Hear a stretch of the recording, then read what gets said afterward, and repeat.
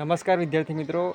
આવતીકાલથી હાઈકોર્ટ બેલીફનો ડીવી કાર્યક્રમ શરૂ થાય છે અને 4 દિવસ ચાલશે. હવે 393 વિદ્યાર્થીઓને ડીવી માટે બોલાવ્યા છે, જ્યારે જગ્યા 209 સમથિંગ છે, બરાબર છે, કારણ કે ઘટી છે સંખ્યા. એટલે તો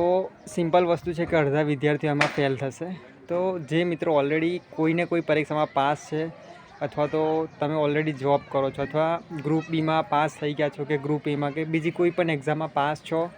અને તમને લાગે છે કે મારું સિલેક્શન ફાઇનલ થઈ જશે,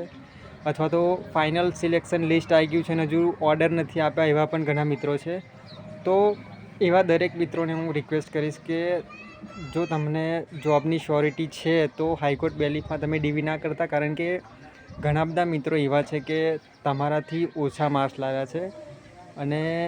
એ લોકો કેવું કે તમે ડીવી કરાવશો અને પછી આગળ જઈને જોબ પર નહીં જાઓ, બરાબર છે, તો એ તમારી સીટ ખાલી રહી જશે અને જેનાથી તમારાથી ઓછા માર્ક્સવાળા વિદ્યાર્થીઓ છે ને એને જોબ નહીં મળે. તો હું રિક્વેસ્ટ કરીશ કે જે પણ મિત્રોને બીજી કોઈ જોબ છે અથવા તો જોબ લાગવાના ચાન્સ છે, તો એ દરેક મિત્રો